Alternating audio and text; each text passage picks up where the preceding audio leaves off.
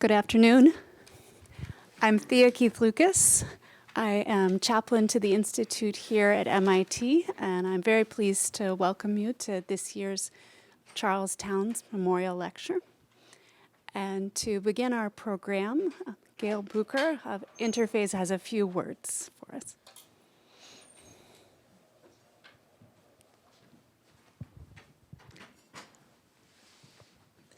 Thank you, Thea.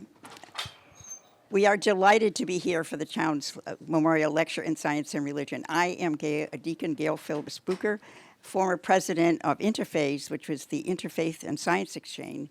And with me is the Reverend Dr. Barbara Smith Moran, who is founder of Interface. In 2019, when Interface celebrated its 30th anniversary here at MIT, no one could have predicted that a global pandemic would preclude hosting in-person events for so long. However, we do have now the technology for hybrid gatherings so that anyone can attend all over the world. In 2002, Interface, a program of the Boston Theological Institute at that time, before Interface became its own nonprofit organization, established the Towns Lecture in Science and Religion. Dr. Towns, as many of you may know, was a Nobel laureate in physics in 1964, a pioneer in the science and religion dialogue, and a long-term friend of FAYS and a supporter as well. The purpose of the lectureship is to further the dialogue by inviting prominent scholars to the Boston area and to present topics on the interdisciplinary field to a broad audience. And we can do that today because we also have Zoom. Dr. Towns was an institute professor and here at MIT and also served as provost in the 60s before moving to the University of California, Berkeley for the remainder of his career. He was awarded in 2005 the Templeton Prize for his work of science and spirituality. After a focused search in 2021, Interface Board of Directors voted to transfer the administration of the Towns Lecture with this endowment to MIT to be overseen by the Office of Religious, Spiritual, and Ethical Life to continue Dr. Towns' legacy here at MIT. We are very grateful to Chaplain Thea Keith Lucas and all who assisted us with this transfer. And today marks the ceremonial transfer of the Towns Lecture from Interface to MIT. We appreciate this opportunity to celebrate the transition and look forward to Dr. Addie's lecture and many more in the future. Thank you very much. Shall we have a ceremonial handshake? Thank you. Thank you so much, Gail and Barbara. Guys, Dr. Ellen and Reverend Craig Towns Anderson. Ellen is one of the Towns' 4 daughters, and we're just so pleased to have her here. Indeed, we're honored by your presence, and we're honored by Interface's decision to entrust us with the Towns Memorial Lecture. In a time when knowledge is too often reduced to data, Charles Towns' legacy reminds us of the rich and fruitful conversation between the empirical findings of science and the humanistic truths of religion and philosophy. I'm grateful to Chaplain Nathan Barzy and faculty members Graham Jones, Ann McCants, Roz Picard, and Troy Van Voorhees for helping to select our speaker and the topic of mental health for this year's Towns Lecture. On a personal note, my own mother is bipolar, and I have often witnessed the gap between spiritual leaders who failed to understand the complexity of her disease and medical doctors who treated it as a mere chemical imbalance overlooking the real questions of identity, responsibility, and purpose that her illness brought up for her. Even those of us with relatively uncomplicated brain chemistry can feel fragmented and uneasy.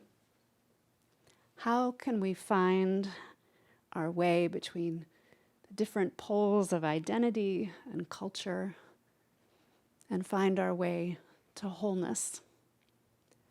I can think of no one better to address this question than our distinguished speaker, Dr. Nee Addy.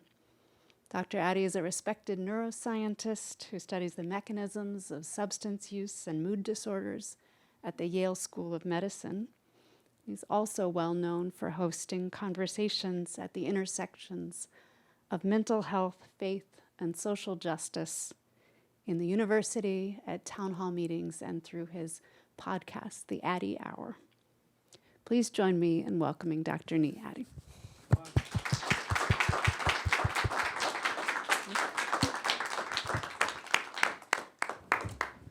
Thank you so much for that introduction. Can everybody hear me well? Hopefully this is coming through well on Zoom also. Well, it's wonderful to be here. I just got a little bit more history, which is really helpful as well. To know that I'm the inaugural speaker with this transition also gives some additional gravity in a good way to this lectureship. So I'm very honored to be able to be here and grateful that you all can be here in person. I know there are some online as well and see some familiar faces, which is also welcoming as well. So again, just wonderful to be here, and I really appreciate the way that you framed this entire conversation and just the importance of that, even bringing in your own story and all the important aspects of the science and the identity. So again, it's very humbling for me to be able to give a lecture like this. It's also very encouraging to know that this lecture exists. So for me, when you first reached out, just to know that this was something that was available on the campus was really encouraging to know that that is something that has been a conversation here that's continuing. And I'm hoping this can be a model for other places as well. I don't know if people have reached out to you in those contexts, but it's just encouraging to be able to be here in this space today. So I'm also going to try to keep things, I know this is a lecture, but relatively conversational in the sense that what I want to do today is to paint a picture in a sense and then also leave time. I know we have time for a question and answer afterwards as well. So in the spirit of the Towns lecture, I've titled this talk Faith and Brain Science. And what I thought I would do for my remarks to start out is to give you just an overview. So kind of the 30,000 foot view, so to speak, of how I operate both within my, my actual vocation as a scientist, but then also as a person of faith. So you can think of it maybe as a case study if you want. But as we go through, I hope that will also spark some questions as we get into the question and answer part of things as well. But again, just honored to be able to be here with you all today and to be able to give this lecture. So just to start out, one of the things that I really like to do whenever I'm speaking, whether it's on a university campus, whether it's in a faith community, a church, or in the community in general, is to really center everything that we do around community, because that really is at the core of what we're doing. Obviously, as you heard, I'm a neuroscientist at the Yale School of Medicine, so there I actually have a research lab of undergraduates, graduate students, some who've already obtained their PhDs, and some research scientists. So that's a community that we have within the lab itself. So the title of the lab is Addy Lab at Yale. We have a logo that we developed a few years ago with a student. And I've shown a few pictures of some of our gatherings over time, over the years. You can see there's a theme of food. So that's something that we definitely enjoy to do together. That's probably not too surprising, but something that definitely jumps out. But in addition to the lab, we also obviously operate within specific other environments. So we're housed within the psychiatry department at Yale. I also have an appointment in a different department, cellular and molecular physiology. Those all represent communities that we're involved in as well. We're also a part of the community at our School of Medicine. We're part of a community, the greater institution of Yale across the campus, and also involved in the community at large. So here I've actually shown a few pictures of the ways that we've partnered with different communities over the years. So the picture on your left there is from a town hall discussion we did in 2019, partnering with a church in New York City, Every Nation Church, to actually have a conversation around this intersection of neuroscience, mental health, faith, culture, and social justice. That was an outstanding event because it really was a collaboration with a lot of advocacy organizations, mental health advocacy organizations, national organizations that are actually based in New York City. We also had people who were focused on culture. We had faith leaders and pastors there. We had psychologists. So really something that cut across the board, and it was really exciting for us to be able to engage in those conversations. So again, for me, this is really just a way to kind of frame the work that I do and give you a snapshot into how I try and operate. But in addition to that, I know this is a named lecture and I've been invited as a speaker, but I think it's always important to acknowledge that this isn't really about me. I might look like the person who's speaking today, I am the person who's speaking today, but there are a lot of people who have facilitated that over the years. So this is a slide that I often like to show, just highlighting just some of the people who've helped me walk in this journey over the years. So the picture on the top is actually from a group at Yale. This is a group known as the Minority Organization for Attention and Expansion. This group was actually started informally in 1968. So one of the individuals here in the white shirt and the glasses is Dr. James Comer. He was one of the first African-American faculty members at the School of Medicine. And he basically would just sit in the cafeteria informally and let other students of color come and speak with him, because at that time there weren't many like him in that position. Over the years, this group of individuals has grown. In 2007, this organization was formally founded. And every year now, the person standing next to him, Dr. Desir and his wife, host an event where people from backgrounds of color can actually come and enjoy time together and support one another. So I say this just as a snapshot to say this is a legacy that I am following in the footsteps of, because someone took the time to invest in those around him. The pictures on the bottom are just a range of different individuals that have walked with me over the years. Some of these are former professors, mentors, colleagues.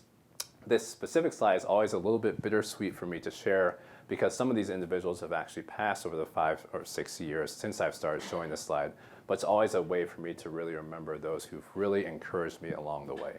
And this goes all the way back to my undergrad days. So there are university professors here, there's a provost here, there are pastors here, there are people who are in arts and entertainment, there are physicians, there are scientists, so really a wide range of people who I can say have really walked with me. And I think for all of us, it's important to think about this, whatever stage that we're at in our lives, about all the people who have walked with us in so many ways over the years and who really are a part of each of our stories. So in terms of showing you a little bit about my path, I thought I'd break it into a few sections because there are several different entities to what I do. And I thought I'd start with the science. And again, so I'm going to talk about this at a global sense of what we do within the lab, not into all the nitty-gritty details and the granular details, but to give you a sense of perspective about the research we do and why we're doing it. I don't know if that's something I need to agree to or approve. Okay, I'll assume that was the right thing to do. I have full confidence in you, so I don't have confidence in myself in that realm. So, oops, uh-oh. Maybe not. There we go, perfect. So I want to talk a little bit about what we do in the lab. And actually, can you all hear me when I turn this way? Is it still? I'm going to do one quick thing and see. I don't know if that will work. Well, let's try. I've had this issue before. I gave a talk somewhere and the slides were this way, so every time I turned, the people in the back said they lost everything I said. So I'm going to attempt not to do that today. Hopefully I can learn from experience. But again, what we're doing in the lab is really trying to understand the brain basis or the neurobiological basis of complex behavior.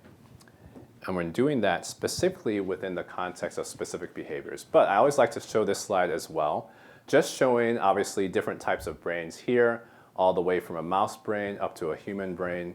And I say this and I show this because a lot of what we do in neuroscience is to actually look at different brains from different animals and different species to get some insight and understanding into how the human brain works as well. A joke that always follows when people hear this is they always ask, are you telling me that my brain is just like a rat brain? No, yes and no. So not really, but there are enough similarities that we can actually look at a rat brain, see what's happening in specific situations, and get some understanding about what also happens in humans' brains. Obviously, they're not the same, but there are enough similarities between them for us to build understanding and then move that up into humans. Should I click here? Is that okay?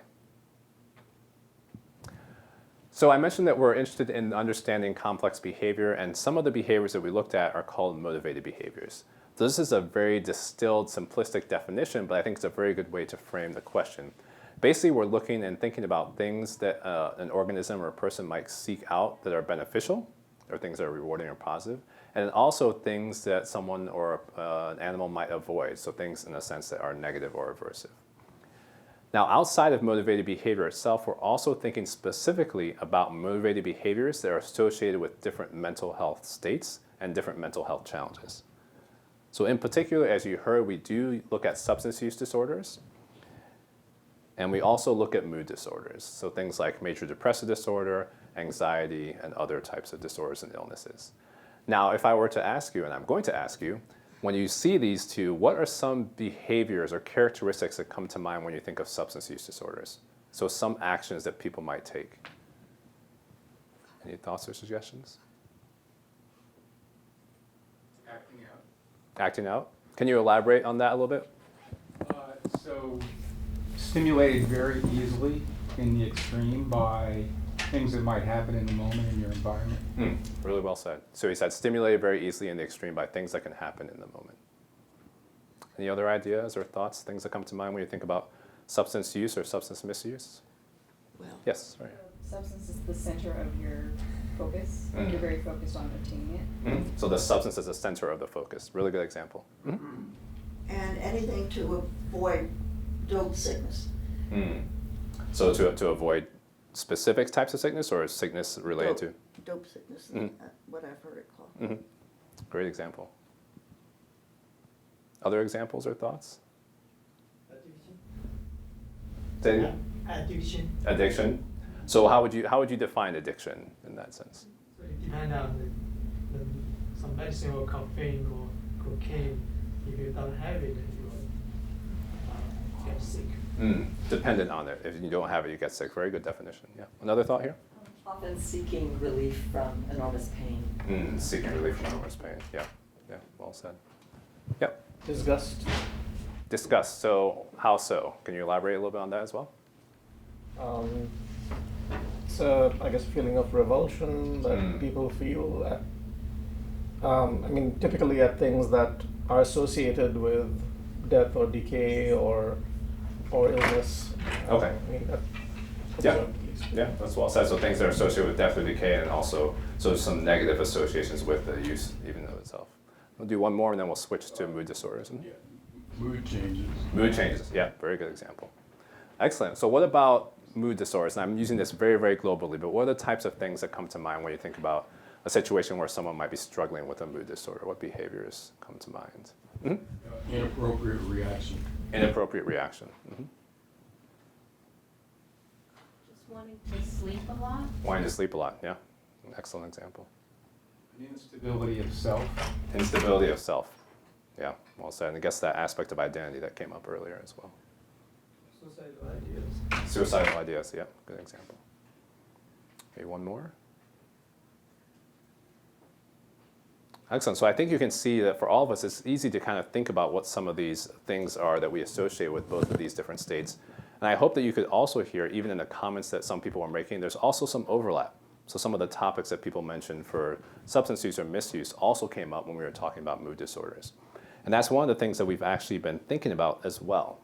So I've drawn this picture, this arrow between the two, because a lot of the evidence shows that if someone is navigating a substance use challenge, they're often more likely than others to also have a mood disorder challenge, and vice versa. So from a research standpoint, some of the things that we've been trying to do is to understand what's actually happening in the brain that allows these behaviors to emerge in the first place, and are there specific things that happen in the brain that actually underlie both of these challenges.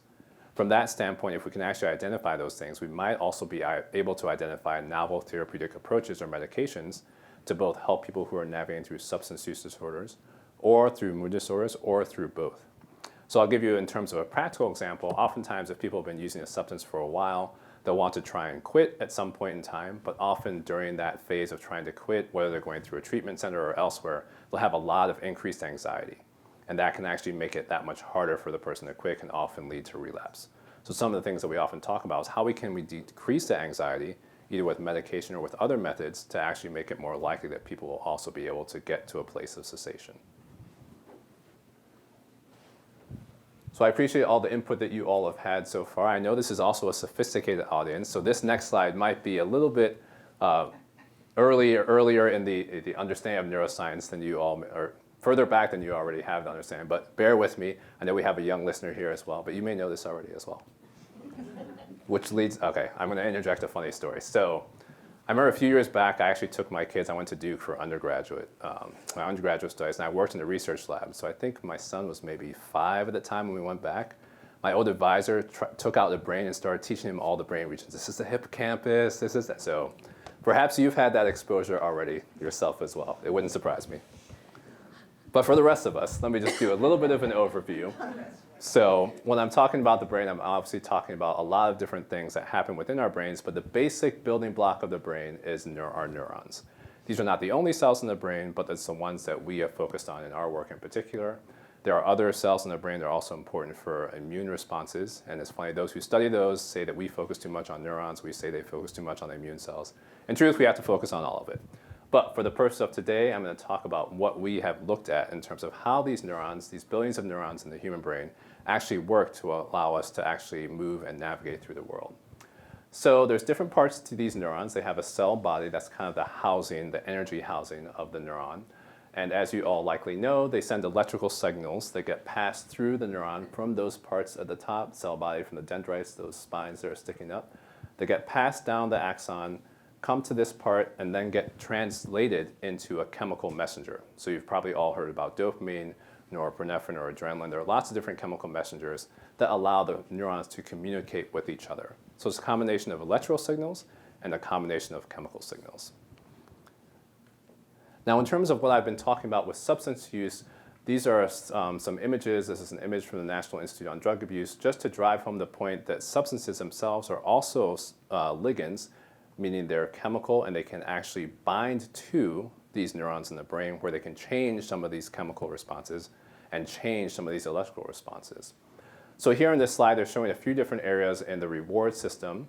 I'll just highlight them. They're called the ventral tegmental area, the nucleus accumbens, and prefrontal cortex. And what we know from the science is that natural rewards actually increase dopamine in these areas of the brain. You all may have heard about that before. There's a new craze that's being talked about called a dopamine fast. We can get into that later if you want, but it's all related to this aspect of dopamine being rewarding in the brain. Now, when people take substances, those also increase the levels of dopamine in the brain, but they increase them at a much higher level than you would with a natural reward like chocolate. Or I shouldn't use chocolate, maybe I should use a normal food that is also supposed to be rewarding for us. But we can all probably think about our guilty pleasures. And I hear some mumbling, so I know you're all thinking about that already. But substances actually elevate levels of dopamine much more than a natural reward. So oftentimes you'll see when people first start using substances, that's the reason that people actually start to chase those things, because it gives such an intense feeling of pleasure and euphoria, which is hard to replicate, and that often is one of the driving factors that leads people to continue to use. So I just wanted to go through some of the stages of substance use and addiction just to let you know the things that we're focusing on in the lab. So there's a lot of detail here. I don't want you all to focus on all of it, but the main point is that there are specific regions in the brain that are activated when someone uses a substance. And this is what gives that sense of a buzz or euphoria. And so again, a lot of this has to do with dopamine, but other chemical messengers as well. But this is really due to the positive, and it kind of facilitates the positive reinforcing effects of those substances. And it's not something that has to be learned. So if anyone takes a substance for the first time, this will happen automatically. But with time, people also develop habits, and the brain starts to make associations with that use with certain things in the environment. Now, this next phase gets to the topic of addiction that someone mentioned before. And so if someone has used a substance for a long period of time and stops using that substance, you will also have periods of withdrawal. And when someone is in withdrawal, there are actually regions of the brain that are involved in this emotional state. So these are regions that are actually also important for pain. So in a sense, you can think about this withdrawal being a type of a pain response that the body is going through, as in it's not having that substance, and these pain-related areas are actually being activated. It's also associated with stress and with anxiety and things like that. So this is a lot of work that people have done over the years to try and understand what actually allows those withdrawal symptoms to come about. The same thing is true when we think about things like relapse. So oftentimes, if someone hasn't used a substance for a while, I think someone mentioned there's a preoccupation or a focus on the substance itself, anticipating and craving. And that also has to do with activation of specific regions in the brain that are important for these types of behaviors. Now, you can think about this anticipation being good in some instances, for something that let's say if we have a intense desire for our loved one or spending time with family when we haven't for a while, that can be healthy. When it's for a substance, that can be unhealthy. So we also know that cues in the environment can also elicit some of this craving and sometimes promote relapse. So again, you can see how this activity in certain parts of the brain can lead to some of the behaviors that you all mentioned. And basically what we do in the lab is to try and understand how those things happen. So again, people have certain substances that they use. We know those things can lead to increases in dopamine. So this is a technique that's known as electrochemistry. We can actually measure changes in these concentrations of these chemicals in the brain in real time. And so a lot of work has been done with that. You can do that in animal models. You can also do that with imaging in humans. And you see increases in dopamine to the substances, as I mentioned. But you also see increases in these responses when people are in environments that are associated with taking a substance. So this is a picture, obviously, over the top. I hope nobody has an experience like this anytime soon with that much alcohol available. But for people who are maybe navigating through alcoholism, just seeing this image or being in this environment will lead to an increase in this neurotransmitter in the brain, which can lead to craving. And you can see that here. This is a situation now in an animal model where the environment has been paired with drug here on the top and has not been paired with drug here. When you present those cues or those stimuli, when it's been paired, you see a dramatic increase, again, in that specific neurotransmitter. So again, I've given you the challenges that we face, but a lot of what we're trying to do is to see how can we decrease some of those responses to actually help people. And again, going back to what I mentioned before, a lot of this is done in models. So when we're thinking about models, we want to think about how can we make a model that will actually tell us something that will be helpful in the long run. So I mentioned we do a lot of work in rats, and so we need to have rodent models that will actually produce some of the symptoms observed in humans. If we're thinking about translation, we also need to make sure that what happens in the rodent model is actually equivalent to the biology that happens in the human. And this is something that's a challenge for the field. Sometimes you'll see these great experiments that are done in mice or rats, but then someone will do a clinical trial and it won't have any effect. So someone will say in a joking way, well, I cured depression in the mouse, but now it's not having any translation. So we always have to think about, if we're trying to translate, how do we actually bring those things to fruition? And then finally, from a practical standpoint, we need to know that if we're using a pharmacological, so a medication-based approach in our animal models, it should also modulate same behaviors in the animals and also in humans. And so I frame this in a sense to say that the work we've been doing is very translational in that sense. Not all basic science needs to be done that way. Sometimes you're just trying to understand the question itself. But for our purposes, these are things that we're very focused on. So I'll just give you 2 slides to let you know how we actually model these things in animals. There's a lot of different things that we use, but to just give you a snapshot. One of those, again, goes to this drug-seeking idea. So this is known as an operant box, also known as a Skinner box. So if anybody majored in psychology, this should be bringing back some memories for you.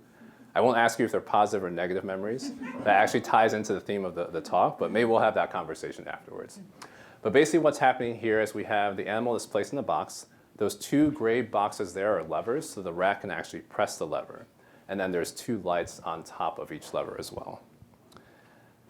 Now, in terms of our drug taking and drug seeking, what we'll do in this instance is to actually allow the animals to take a substance. And amazingly enough, the animals will take substances that people will also take. So in this specific example, what we're doing is allowing the animal to press one of those levers to receive an intravenous infusion of cocaine. The reason we use intravenous is because that gives it very rapid access to the brain to try and mimic what's happening with humans. So let's say in this situation that pressing that right lever produces cocaine. Every time they press that lever, there's also a tone that's going to go off in the box, and that cue light will come on. So the tone and the cue now become associated with the drug itself. They can also press the other lever. If they press that lever, nothing happens.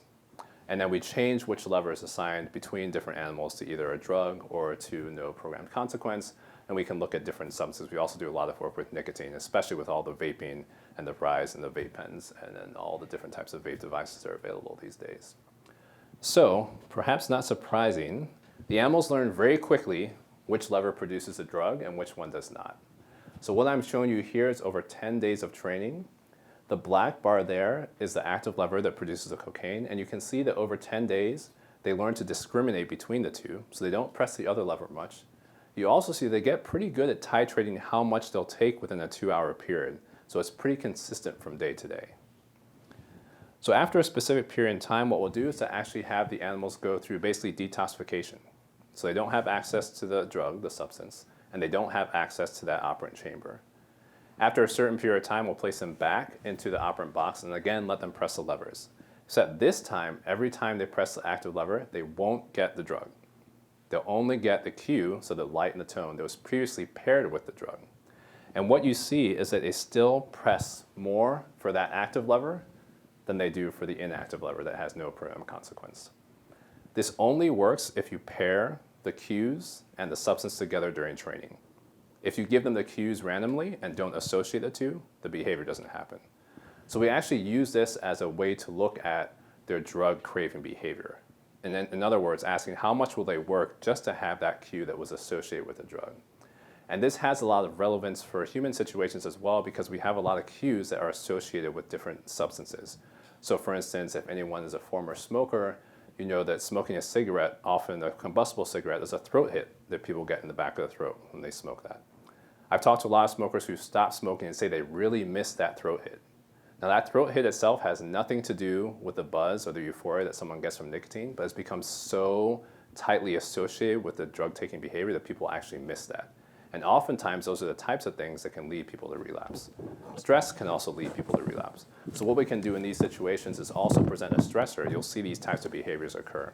And then what we're also doing is saying, well, what's happening in the brain while this relapse behavior is occurring?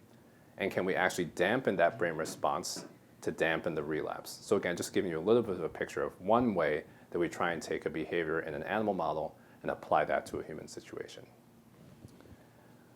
One last example I'll give you in terms of mood disorders. This is always challenging for us because people always ask, how can you tell if a rat or a mouse is depressed?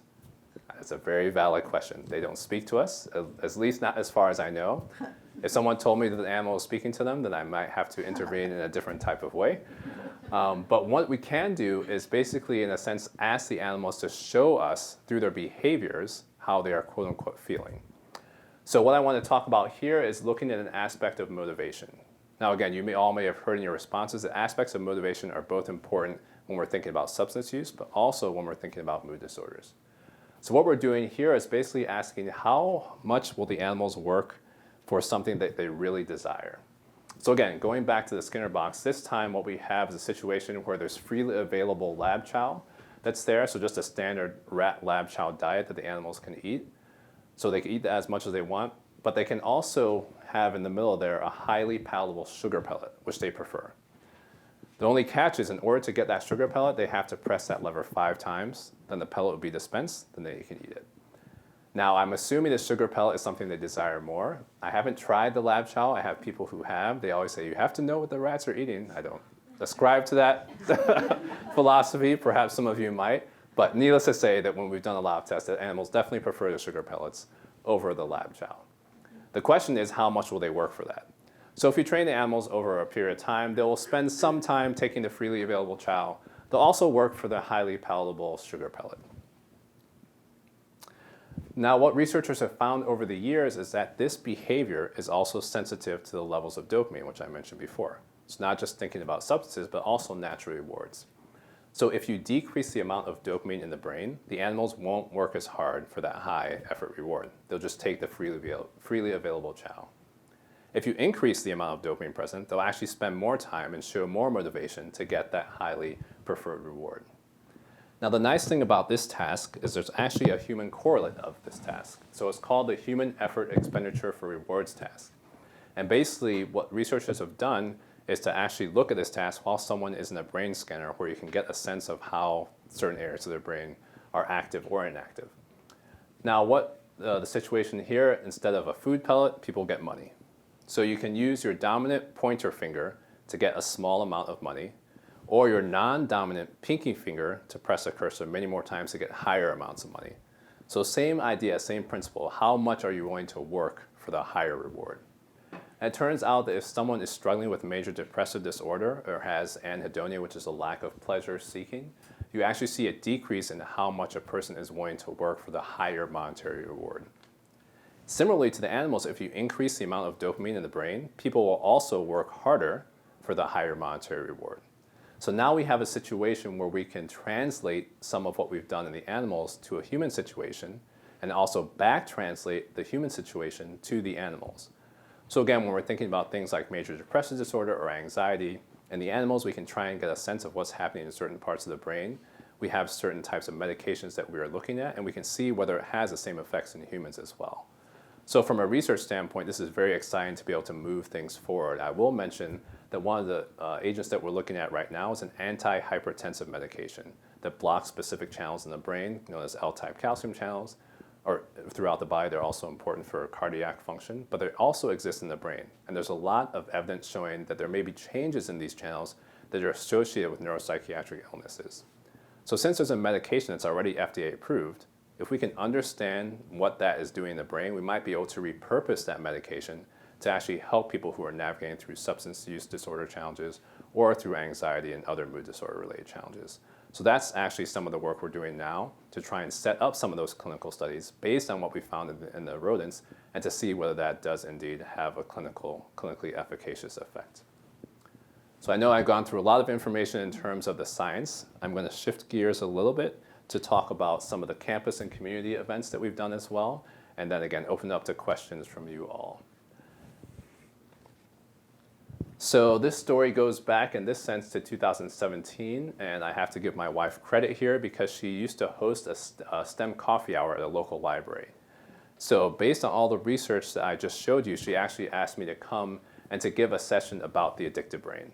So again, this is outside the academic setting. This is just a public library. We were also very fortunate because we had a bunch of individuals who actually came to that event who were part of a recovery house. So they were currently in the midst of their addiction journeys. So the interesting thing about this event, a lot of the individuals that came, mostly men, said that when they came into this conversation, they weren't sure what they were really going to get out of it. Now, my point in hosting this event was not to be there as a didactic lecturer, but really have a conversation back and forth with them. So what it turned out to what actually happened is it really did have that feel to it. They were able to share a lot of the experiences they had had in their lives, different types of therapy they had gone through, different types of medication-assisted treatment. But I was also able to share about the neuroscience of addiction and what is actually happening in the brain in those different states. So some people came in and said, well, this is all well and good, but I don't see this as an illness because this is something that I did to myself. Which is true. On one hand, you can't become addicted to a substance if you never use it. But they also said after the session that they had a better appreciation for what had actually happened in their brains with long-term use and how that had shifted them to a different state. Not a state that was not something they could overcome, but a new normal in a sense. So for me, that was very encouraging for us to be able to have that dialogue back and forth where we could both learn from each other. And I think that's very important as we think about even these aspects of faith and science. What can we learn from each other rather than just saying, well, this is the way I see it, this is the way I see it, and then totally missing each other.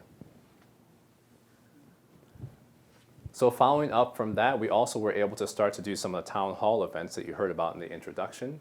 The one that we did in 2018 was on Yale's campus, and this was a conversation with a Grammy Award-winning hip-hop artist and an author, Lecrae, who graciously came and shared his story with our university campus.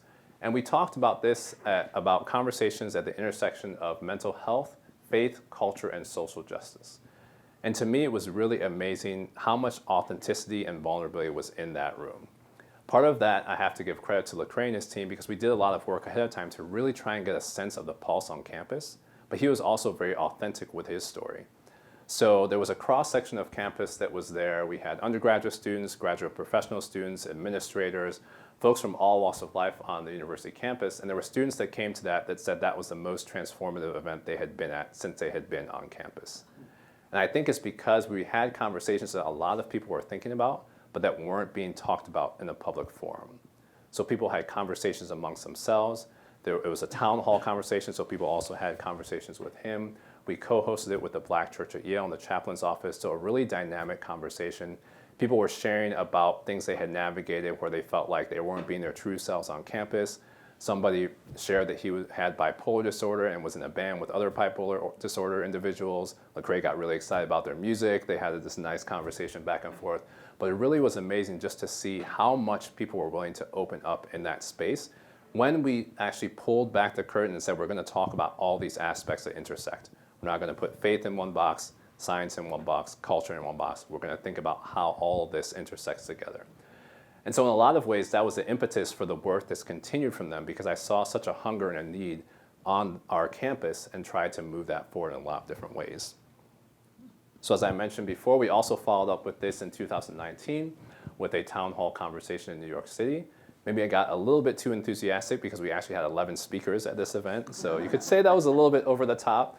But again, it was something that people really enjoyed. There were about 700 people that showed up for that event. We had Lecrae come back. We had an NFL player who had started an organization after losing a friend to death by suicide.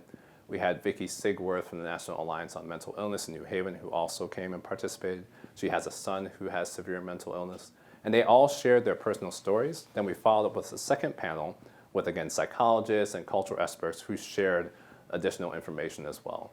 So again, I heard one individual who said they had been waiting for that conversation for 20 years.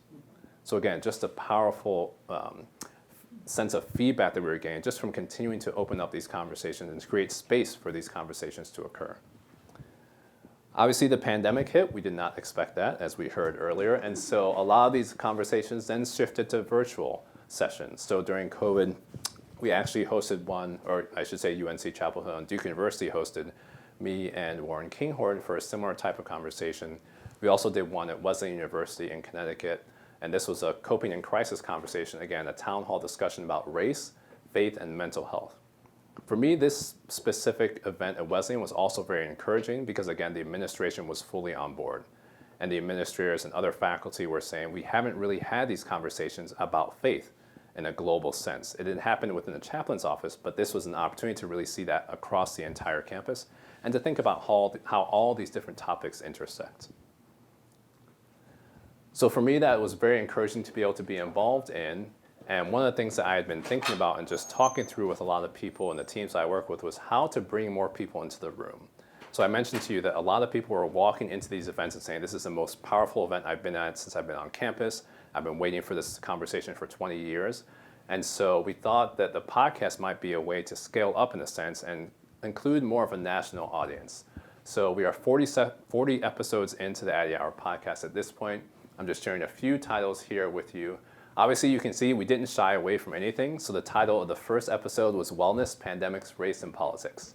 So all the things that you're not supposed to talk about, obviously. But again, it was just encouraging to see the ways that people really gravitated towards the conversations.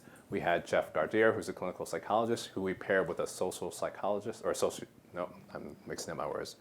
Andra Gillespie, I think, is a sociologist at Emory University, political scientist. Okay, there we go. I landed there eventually. Someone who has also been involved in a lot of Veritas forums.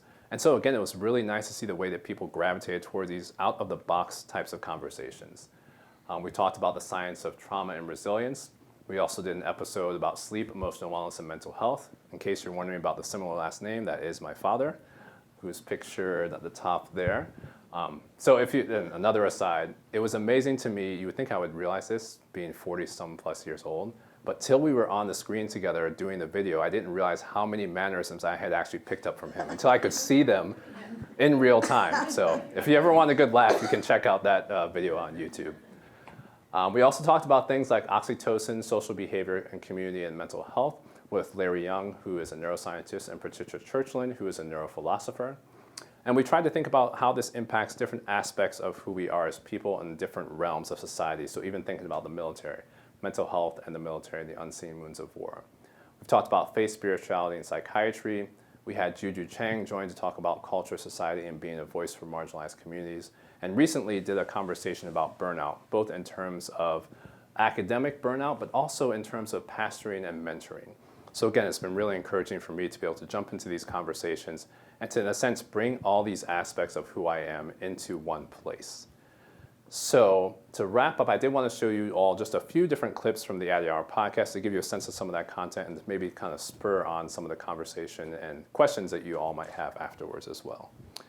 So this is going to be a test for me to see whether this will actually work. Let's see what happens here.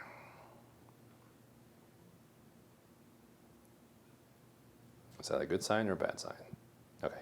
In my personal experience, I've definitely seen at least some level of shift because there's just a lot more people talking about it. But maybe it's in certain circles or whatever. But even within my own family, as well as a lot of my friends, as they start to talk about it, because mental health has become, one of the biggest things since the pandemic, that at least certain areas are starting to make pushes for in terms of exposure and awareness. And so even, in my foundation, we talked to some kids from some of the grantees, and they're talking about, and they're going home and talking to their parents, and they're talking about how they need more mental health resources in their schools. And it's definitely a different vibe than when I was growing up. And I think even after, between me and some of my friends and us talking about our mental health with our parents, I've started to see some different shifts happening. I mean, a great example that I had was this past year. I went to eat with like 6 or 7 people, and they're primarily my agents in China, and as well as another athlete in the CBA, another basketball player in the CBA, and some friends. And as we were all eating, we started to kind of talk about panic attacks. And so we had mentioned this concept of panic attacks, and immediately one person was like, "Oh, is it really that happens? Like, I didn't realize that, like, wait, so," and he started asking these questions, and he was like, "Man, it can't be that common." What ended up happening by the end of the conversation, everybody went around and said that they have had panic attacks, multiple panic attacks. And this group of friends has been friends for over a decade. Wow. And they never talked about it and never knew about it and never heard of it. And every single person went around talking about how they had a panic attack here, or this person struggled with panic attacks occasionally, or this person had one here. And all of a sudden it was like, at the end of the conversation, the guy was like, my agent was like, "Wow, so it looks like I might be the only one at this table who, who has no idea what this feels like." And Wow. and so it was just really eye-opening to me to realize, like, because when you go through these things, you feel alone and you feel like you don't know who to talk to. There's no one else that you can talk to about. And so that kind of really challenged me too, like, to continue to try to use my voice, my platform more, and to kind of fight more for mental health and breaking that stigma. But I do think, to answer your question, we are headed in the right direction, at least. Yeah. So a lot there, obviously. How do I go back to you can tell I'm not a Mac person. Perfect. So that was Jeremy Lin. Obviously, I know he didn't go to this Boston school, but another school in the Boston area. Hopefully that's all still fine with you. But obviously sharing about just stigma and perception and how easy it is for us to walk through specific aspects of mental health challenges in isolation without realizing how commonplace they are and how other people are going through that as well. So again, it's been really encouraging for me to see those conversations happening more often and to be able to hopefully help create and facilitate space for those conversations as well. I will share one more quick clip with you. This is with Dr. Charles Dike, who is a psychiatrist in my department at Yale, and who gave some really helpful perspectives, again, on this topic of faith and science, and also faith and mental health.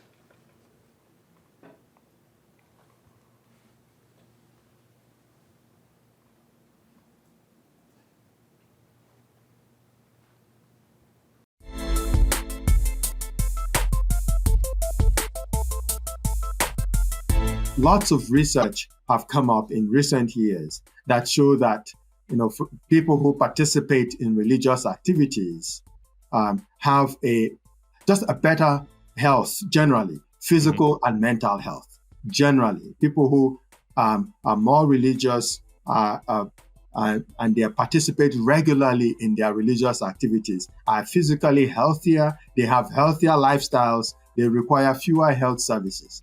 That's just broadly speaking. But then research that have looked at women who attended weekly religious services found that they had lower mortality compared to those who did not. And the more frequent they attended the religious services, the lower the mortality rate, which is really interesting. Attendance at religious services, people found, were associated with decrease in depression and a 6-fold reduction in suicide risk. Wow. So just the subjecting of these ideas into research is showing these benefits, that high intrinsic religiosity often leads to more rapid remission of depression to those individuals who have depression. And people also who have this high intrinsic religiosity, they adapt more successfully to stress and more quickly than those who do not have it. So that's just generally looking at it, that there's a overall general benefit to physical health and mental health when you participate more in religion, spiritual, and you have faith. But the types of treatment that we're talking about now that I'm excited about is the fact that people have compared, for example, existing treatment modalities like cognitive behavioral therapy on the one hand, and then cognitive behavioral therapy plus religious augmented with spirituality, and compared the two of them. They found that religious CBT models for depression or spiritually focused therapy generally, religious psychotherapy for depression and anxiety, or spiritually augmented cognitive behavioral therapy have all been more effective than the psychotherapy alone by itself, than the cognitive behavioral therapy alone by itself. Spiritually augmented cognitive behavioral therapy has been very beneficial in decreasing hopelessness and despair, improving collaboration of care with patients, decreasing relapse rates, enhancing functioning and recovery for patients. Now, they have been found to improve depression, they've been found to improve anxiety, psychological problems, psychosomatic problems. But what is actually really interesting is that two things are interesting about this therapy. The therapist who is non-religious or non-religious therapists have actually been found to have more effective at providing this care than religious therapists. I was really blown away by that. Wow, unexpected. There's the most recent one that came out, was it last year or this year? I'm not sure now, where group psychotherapy. So in group psychotherapy was carried out in hospitals, in residential homes, and intensive treatment programs. And that group psychotherapy, they added spirituality to it. So it's spiritual psychotherapy in all these areas. They also found that the therapist who was non-religious had a higher effectiveness at this than others. The other thing they found was that everyone improved, whether they had religious affiliation or not. They all improved. They had significant benefits, regardless of setting, whether the setting was in a hospital, in a residential home, or in outpatient intensive treatment, and also regardless of the patient's connection or lack thereof to spiritual beliefs. So this is really exciting, I think. Yeah.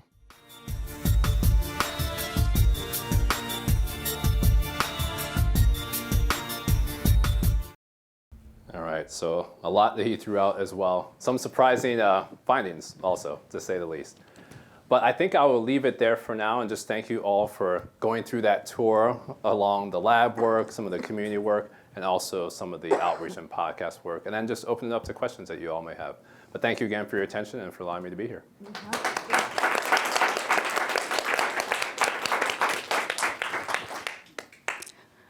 I'm going to take the privilege of already holding the mic. That's appropriate.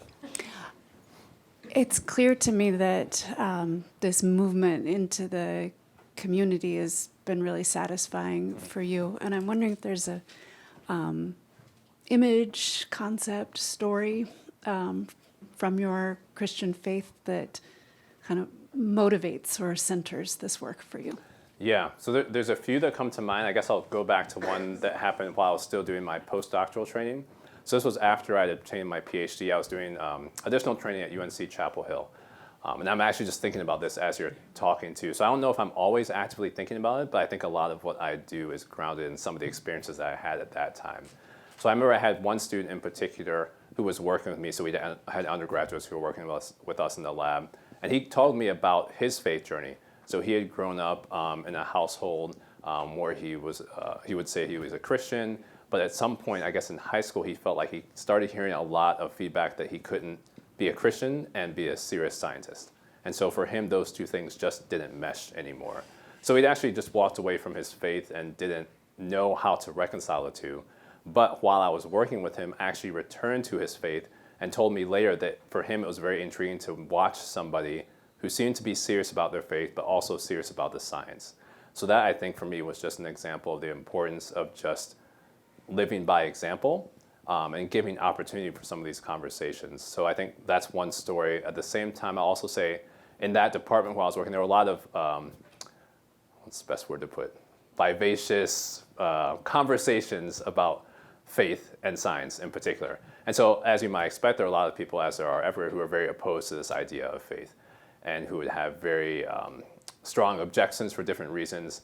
But I realized that as I spent more time with people, that always seemed to me to be the surface level. There was always something deeper underneath that people had either navigated either a really difficult situation in their lives or something they'd seen other people do. And sometimes people would even, eventually get to the point and make a comment like, well, this thing happened to me, and so I have issues with the man upstairs, to use their words. So to me, it was always very helpful to be able to at least engage in those types of conversations and get past the intellectualism to actually have more of a substantive conversation about things that people had gone through and what was helpful and what was hurtful. So none of those were really within the realm of mental health. I think they've also influenced how I think about bringing these conversations into the community to kind of still have those types of opportunities for those conversations.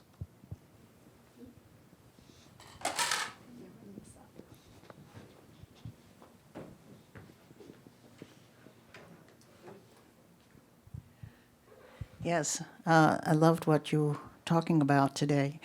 I'm wondering, since spirituality seems to help in mental cases, if you have any idea what parts of the brain it's working on. You showed us all those wonderful systems.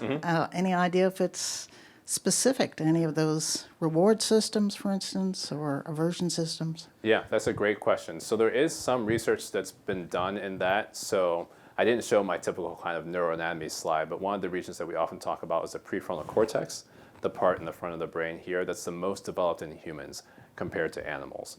So that's the part that regulates our emotions. It's also the part that's important for our higher order thinking, so our organization, our decision making, those types of things.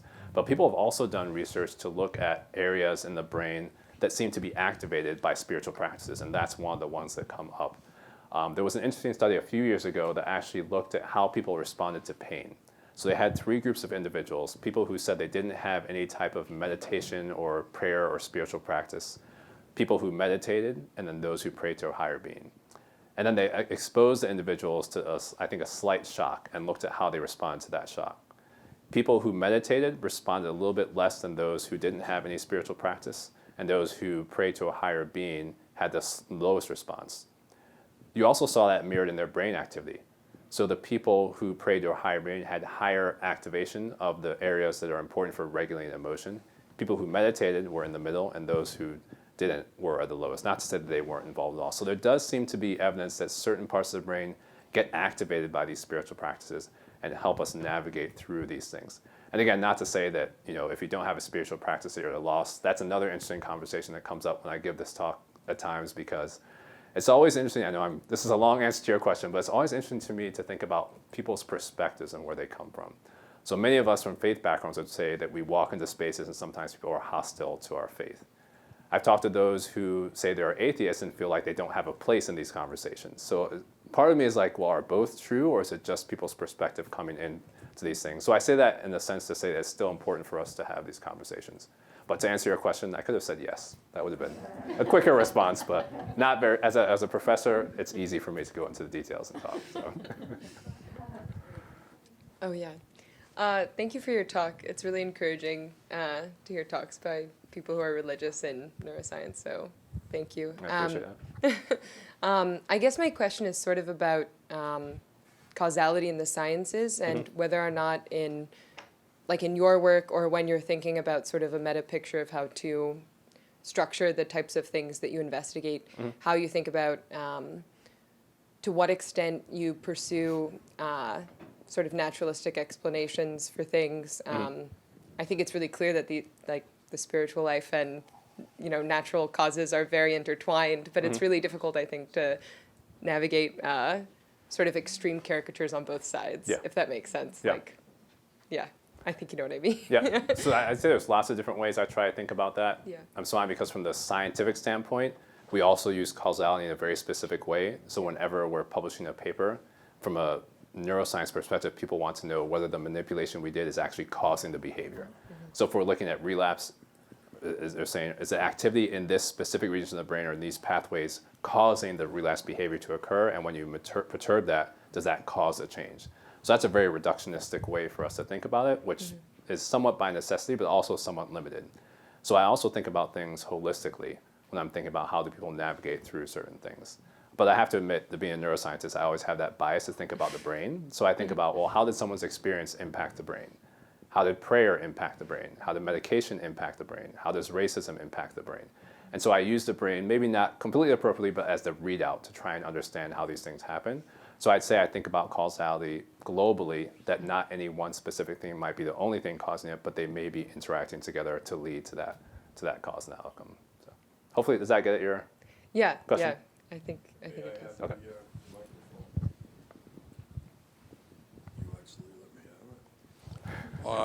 Okay. Assuming it is a strong correlation that if you pray to a superior being, you have a better outcome, does not mean that there is a superior being. Okay? So you could have a positive effect. I mean, this is like people that take a placebo many times have a positive effect because they're doing it. That's one thing. The other thing, as a scientist, what do you do when science conflicts with your religious position? Yeah, so to acknowledge your first comment, I think that's a very good point, and I would say that's the point where faith comes in. So the evidence is there from the research, but it doesn't answer the question of whether God exists or not, as you definitely pointed out. For me, I haven't had, so this might sound surprising, but I haven't had as much conflict in terms of my science and my faith, even as I expected to have, or I think as people would have expected me to have. So that's been an interesting aspect of my journey. And I think it also comes back to what I was alluding to in that first question, that I think I see them as asking different questions. So in the science in the lab, I'm trying to figure out the how, or not the how of what is happening. What is actually happening in the brain that allows this relapse behavior to occur? It doesn't, for me, answer the big question of why. Why is this animal here? Why am I here? And so I think in my mind, I've tried to think about those in an integrated, but also in asking different aspects of the same questions. It can come up in different ways, but in a sense, I also see that as healthy because I can see that within the science itself. So people will argue about things for years and decades and be convinced that the way they saw it or the evidence they found was absolutely true. Find out 50 years later, oh, that wasn't actually what we thought it was, and have to do more evidence. So I've approached my faith the same way as well, and the evidence continues to support that faith. And so I guess in a sense, you could say I'm almost using a scientific lens for both, but it's seeing them approached in a different way, if that gets at the question. But an excellent comment. I don't know if you have a follow-up. Well, no, just not a follow-up. Right? Okay. I heard a sermon recently that was discussing religion and spirituality. Okay, and the definition that this particular clergyman had was spirituality was a personal thing, and it affected only those very close to you, where religion was more of a community thing, and it was. I mean, but of course, this is all based upon definitions. Right. I was really interested in, and I thank you for your remarks. And I wanted to ask you, have you looked at music as a correlate of spirituality? And the reason I ask this is I used to serve as a hospital chaplain, and we would sometimes get called for patients whose pain could not be relieved. And it's very humbling, like you walk in and they're expecting you to, help with this person's pain. And I found that once you find out what faith they are and bring up music from that faith tradition, it helps people with their pain. And I was thought of you. This is what made me think of you and the lights and the tone. where the do you think that is what was happening to people? Yeah, so that's not something The I've studied. dopamine, in other words. Yeah, but the dopamine piece is very important for reward. So also people will talk about, this is a little bit outside of the music, but just the importance of being in community, which gets it back to the previous question. And so there's a certain chemical or hormone in the brain, oxytocin, that's released in the reward system when people are in community together, or when people are on the same team or fighting the same opponent. And that definitely ties in as well. That can also be protective for some of these mental health challenges.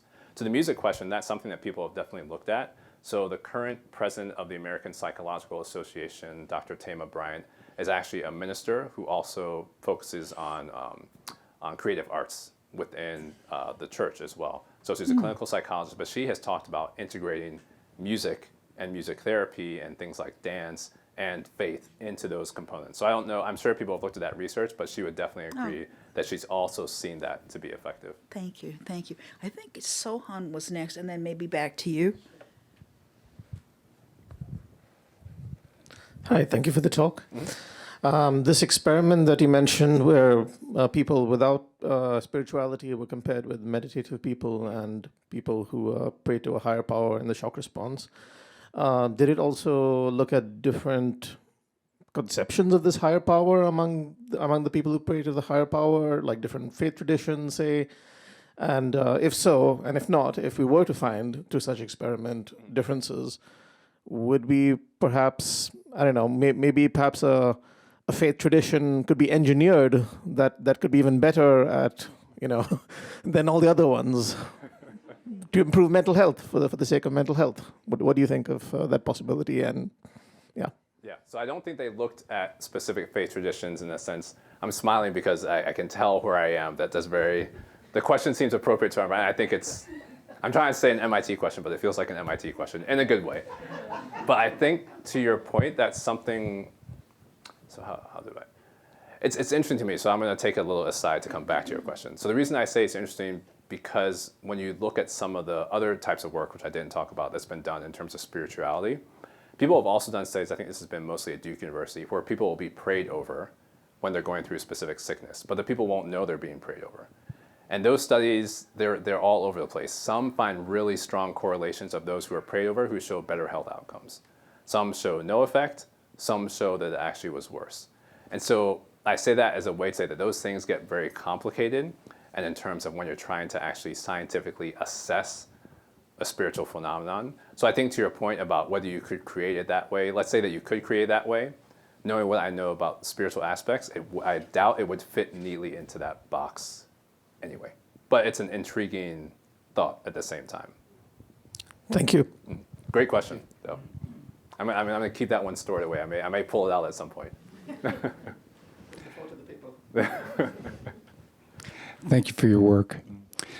When I think of pastoral care in a community setting for people with mood disorders who are struggling with addiction, there's sort of time constants to it that sort of metaphorically feel like the tides, over many hours of a day and across days.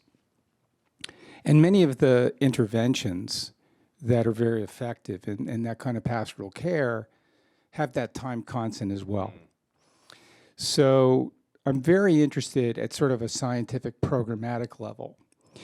What would you think are the most interesting paradigms that get us to experimental manipulations, interventions, clinical interventions even, and observations that are on that timescale? Because so many of our scientific paradigms, especially in psychology, but also in neurology and psychiatry, are looking at things at very short timescales, seconds and minutes. Especially when we're looking at the brain.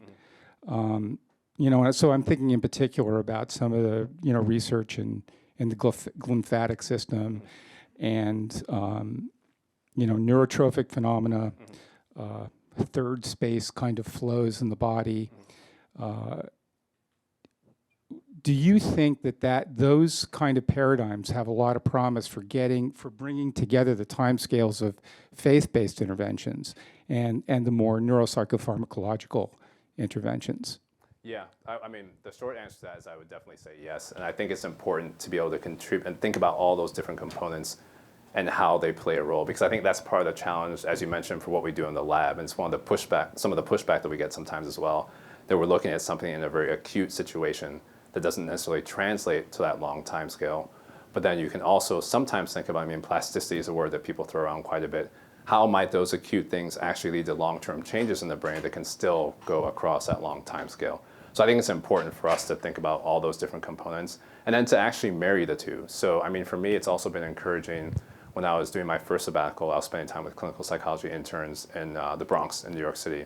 And to hear the way they were actually trying to understand the language of faith, to be able to kind of meet people where they were and have that understanding to think about this in a more long-term type of way. So I think there's things we could learn from both sides, because there are instances in faith traditions where things happen on a time scale, but then also instances in clinical settings where they happen on a time scale, but also instances in both where they don't. I mean, comments where people have heard, like, I already prayed for you. Why are you now going to see a psychologist? So I think, to your point, we have to think about both of those in both places. Thank you again for your work. Of course. Yes, we can come to you next, I think. Hi. So I'm actually an undergrad in neuroscience. Excellent. So first, I had a lecture about music this morning, so I can answer your question. This they call it auditory cheesecake because music does trigger that dopamine reward system. So that answers your question. Thanks for doing that, by the way. Yeah. So it was very fresh for me. So this is probably going to be the most MIT question you get, and I'm sorry. That's appropriate. But from what I've noticed from both lectures and research is that kind of the trend in neuroscience is viewing the brain as more like an optimized biological machine. Mm-hmm. And that field kind of doesn't leave room for like identity, soul, free will, and faith, obviously. So I guess how do you kind of counter that model with your faith? Yeah, so I think, I mean, my kind of initial reaction to that is usually when I'm having, it goes back to the story I was sharing about the students in the lab. So usually when I have those conversations, on one hand, there's the intellectual part of the conversation. Then on the other hand, there's the actual personal part of the conversation. So for me, I guess I like to have the intellectual, but I always gravitate towards the personal as well. So if I was having that conversation with someone, I'd probably just ask them about their identity and how they actually navigate. Because it's one thing to say that you think about brains computationally, and then to also divorce your own mind from your own identity and think about it purely computationally. So that to me is always just kind of a healthy way to engage in that. And I think then people have to actually acknowledge that even if that's the framework, there is still an aspect of identity in self that somehow has to get incorporated. And then you start to see where people fall within that camp as well. So it doesn't fully address how I would do it in a live situation, but that's kind of my initial reaction to it. Because I think both are playing. We've done that with other systems of the body, but it's harder with the brain because it's so much of who we are. That's a great question. I also have an MIT question, so I could compete with the others. 30-some years ago, I was a chaplain intern here at MIT, and one of the most important things and most fun I did was to convene a support group for atheists. A lot of people came. I mean, not hundreds, but 30 to 50, something like that. And the anti-religious jokes that flew around in this group, and the, calling people stupid for believing in God. And I remember asking the question, well, now, suppose someone's belief in God helps them with their impending death. Quiet. And then they decided that was fine. That was good. Do you have any comment about the experience of the support group for atheists? Well, I would just say, to me, it's encouraging that you created that space to have that conversation, because I think, and this is again just globally one thing that I've noticed, I think it's so healthy for us to actually help ourselves think outside of our own box. And I was having a conversation, I can't remember if it was here or a different point, but just about the importance of that and seeing things from our different perspectives. So maybe that's just my kind of global commentary about that. And I would say in my own experience, I haven't held a group like that, but just having those types of conversations, again, going to some of the things from the podcast, has helped people to actually take a step back and not be so pejorative about perspectives that differ from their own, and actually show more grace to others and try to understand. So it seems like you did that in a very, very helpful but bold way, so to speak.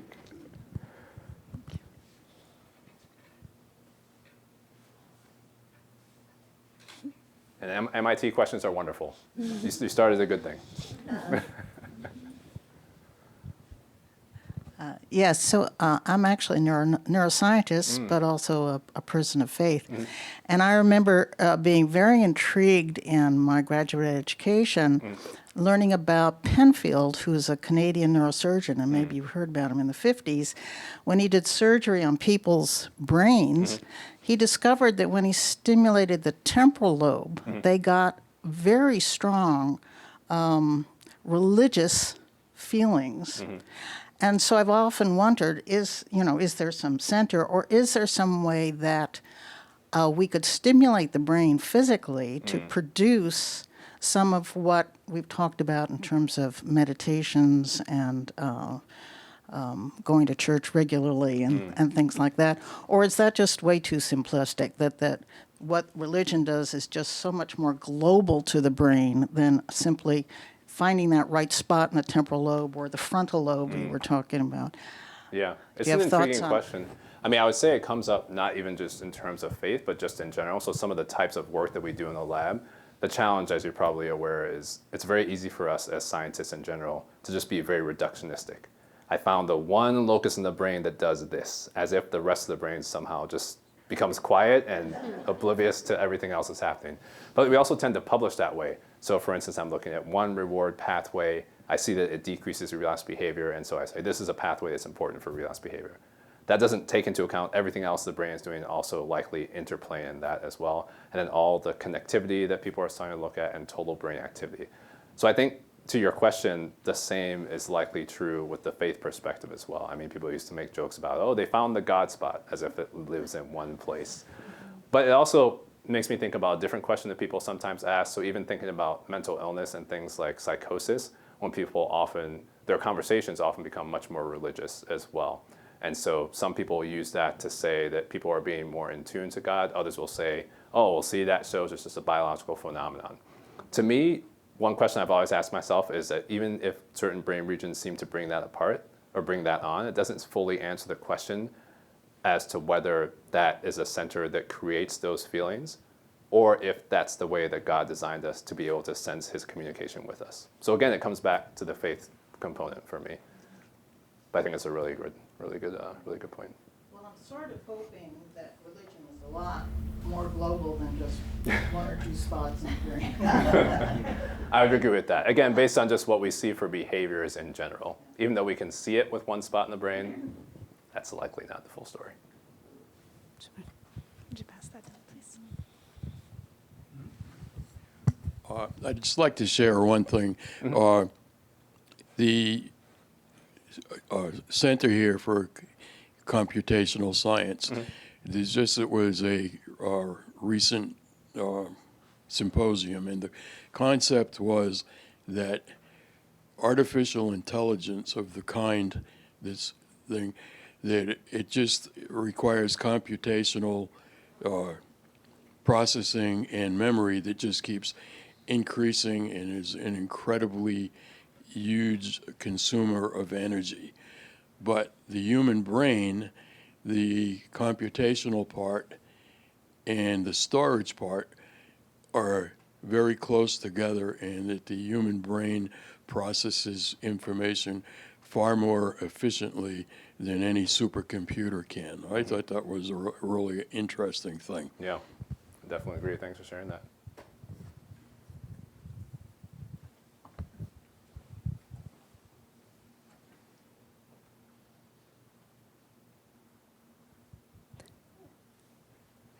One more? I think we'll take one or two more.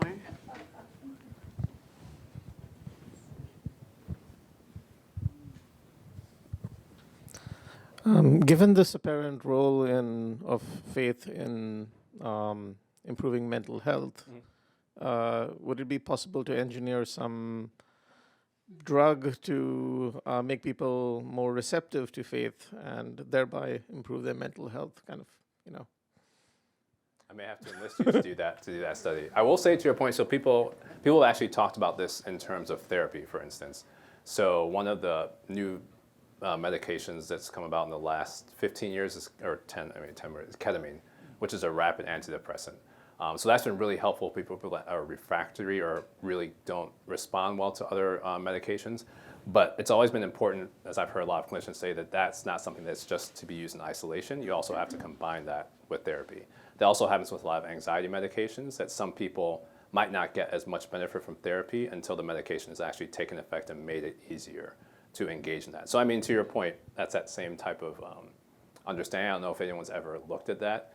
If I were to speculate, I would say you would want something that would just help people be more open-minded in general. And maybe you don't need a medication to do that, but I'm sure you could develop medication that would actually decrease some of that. This is going to sound a little bit comical, but in the way that alcohol can decrease inhibition, you could imagine that there's something that could potentially decrease people's kind of natural reaction to kind of judge and prescribe and put things into a certain box. So, well, there are the hallucinogens and which people have taken in when Burning Man or whatever, right? Yeah. I mean, I have to be truthful. I have a feeling if someone wanted to do that study, they definitely could. Thank you. I was just going to mention like shrooms and stuff. So I think that We'll talk later. Why don't we thank Dr. Addy again for his generosity with this time.